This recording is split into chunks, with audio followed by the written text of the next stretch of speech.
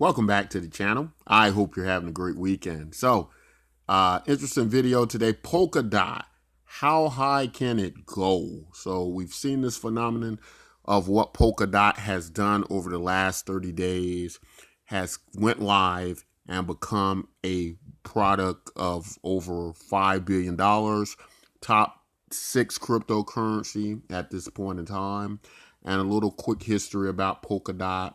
Polkadot, a product similar to Ethereum that can scale, started by Gavin Wood, a co-founder of Ethereum, and may very well be an Ethereum killer.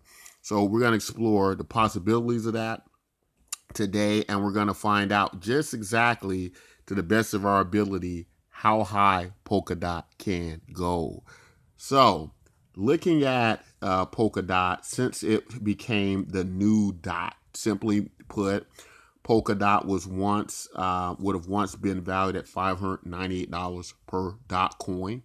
After it issued 100 additional dots per dot per old dot, 100 new dots to one old dot.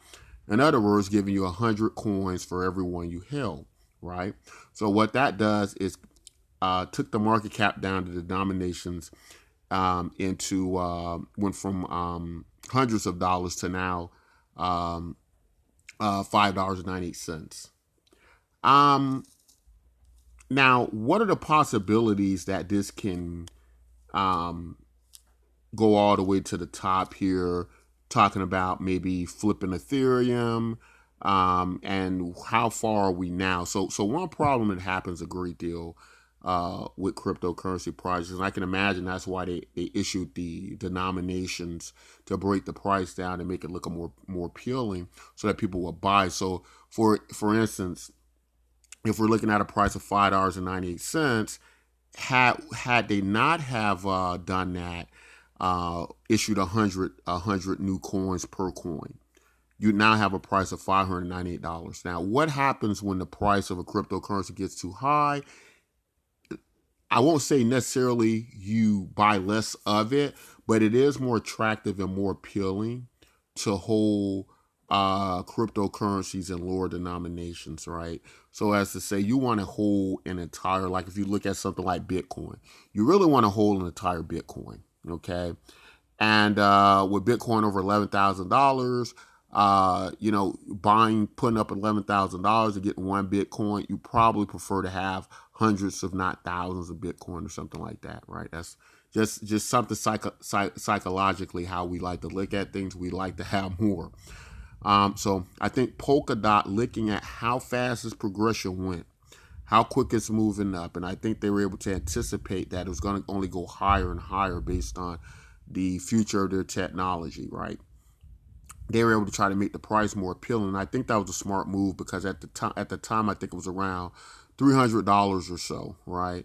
And it's about doubled since the split, right? Since the new issuance, the new denominational issuance, right? But looking at the value of Ethereum, okay, Ethereum is at about $45 billion right now, and Polkadot is around $5 million. Moonlight's around $6 billion. We're way past millions now. So Moonlight's around $6 billion, Ethereum around $45 billion. It would require about a 7 to 8x for Polkadot to surpass Ethereum. What are the likelihood of that happening, right? In the short, well, this is all going to depend on a lot of things. What I think more than likely is going to happen, and this is not financial advice or anything like that. This is my personal research and personal journey that you're taking along with me. And you should always look at cryptocurrency as highly volatile, high risk investment. That you could possibly lose every dime you have. You should come in with that. So if you're not able to lose it, my advice is don't play this game. So you really have to put on your big boy pants with cryptocurrency. Although it's performed quite well, there are many things going on that you don't see in cryptocurrency that are dangerous, right? So you definitely want to have a full education understanding of these markets before you invest. But for the people who get all of that, let's continue forward. So, I don't think, I think in the short term, Polkadot is going to surpass Ripple XRP. It's around $12 billion. It's only going to require to double a market cap to beat Ripple, right? Also, Ripple's doesn't have the technology or the use that Polkadot has. Ripple XRP to me is a remnant of the old ways, the old Bitcoin payment systems that were initially a good way to use cryptocurrency as we didn't know the future. But many of that has changed. Now there's all these applications that have various uses on the blockchain. And because of that, people are seeing real use in those areas. It's no longer people so much want to have this global money. And if you're going to have a global money, it's probably more likely going to be done through some type of social media system like Facebook or Reddit, right? Unless provided there's a cryptocurrency that has its own social media that challenges that in a similar way. And we'll talk about one and such a little later here in the video. But that's what you're looking at. It's probably going to absolutely pass Ripple XRP for so many reasons, right? What is it going to do with Ethereum? Just how high can this thing go? Well, I think it's going to be a battle for dominance between Polkadot and Ethereum, at least until Ethereum is able to create new technology to deal with its congestion, its high fees, transactional fees. And as long as those things exist, everybody who's realistic in cryptocurrency knows that people are going to use the alternative. You're not going to spend $630 to do a transaction on Ethereum and lose all this transactional money when you can do something that can scale easier, that is comparably just about as valuable, and that's just not going to happen now. That's not exactly a green flag for Polkadot because more than likely Ethereum is working on many of those problems, and although Ethereum might not have them yet, they will be coming up with ways in the future, right? And Ethereum's hard as a rock. It's been tested like Bitcoin. It survived the Holocaust, and it's going to be able to come back again, right? So in the short term, I think Polkadot's going to have a kind of battle out with Ethereum where there's uncertainty. And I'm looking at something around about taking nearly half the value of Ethereum with all of this new technology, exciting technology, people able to create their blockchain through grab and drop technology, the lower fees, Polka swap, and so on and so forth. I'm looking at it to maybe be in the $20 billion range. So vying out with Ethereum. So I would say Polkadot is probably looking at a 4x from this point on. So a lot of people saying, oh, it's probably going to pull back. I think it can do a 4x over, going outside, exiting out of 2020. Now, I don't know what 2021 is going to look like. However, I feel in the short term, that's ideally what we're going to get. But even if we consider Polkadot getting a 4x, right? That's pretty darn good. Pretty darn good, especially if your portfolio has a great amount of capital.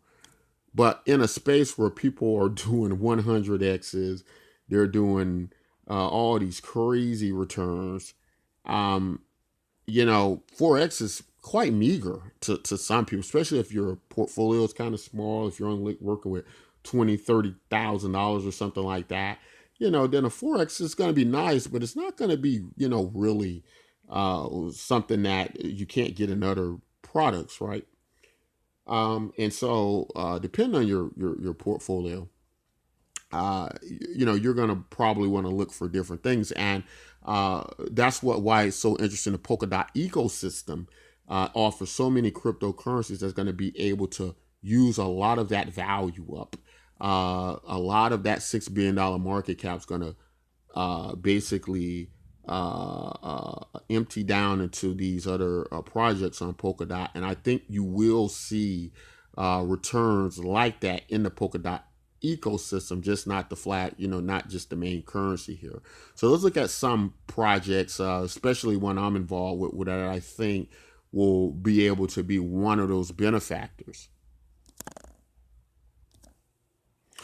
All right. So on the Hive Engine Exchange, looking at Btcmyk. Now, if you don't know what Btcmyk is, it's a project I helped found it. Btcmyk is part of the Polkadot ecosystem. It has its own blockchain on the Polkadot ecosystem. However, before Polkadot came out, one of the big issues to solve was multi-chain use of our cryptocurrencies, getting them from one chain to another. And so Btcmyk was basically a universal bridge cryptocurrency, right?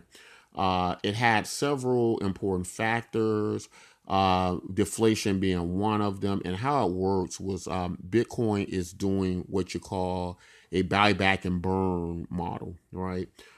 Which means that if we look at examples like Polkadot, how as it gains more mass, it gets difficult for it to go up in value. The Btcmyk cryptocurrency is designed in a sense to where it's going to burn off so many cryptocurrencies as it buys those back through its ecosystem, through its social media platform, and through its branding of Bitcoin, meaning it does something akin to a fork with Bitcoin, and you're able to now move this cryptocurrency all over several different blockchains. And at the same time, it creates this type of Bitcoin universal basic income, which is geared specifically for mass adoption. Now, one of the huge issues with Btcmyk or any universal basic income program has been that if there is a such thing as giving something free, it seems to lack value. And in normal cases, that's true. But some examples or arguments against that, if we look at something like social media, something like Facebook, that's almost valued now at $1 trillion. Every service that we use on Facebook was initially free to many of us. So freemium services is something that's worked throughout the course of our business lives. And so the argument that you can obtain something free and it not have value is simply not the case. Looking at Btcmyk on the Hive Engine Exchange, one of the more popular exchanges it trades on, you can see it's a little bit over 2 cents a token now. Remember, it is part of Polkadot's ecosystem as well, and we plan to list on PolkaSwap as soon as it comes out. You can buy these cryptocurrencies on Hive Engine. We'll leave a link in the description, and you're able to you will be able to send them over to PolkaSwap through our gateway feature. Right, so this is very interesting. The buyback and burn feature.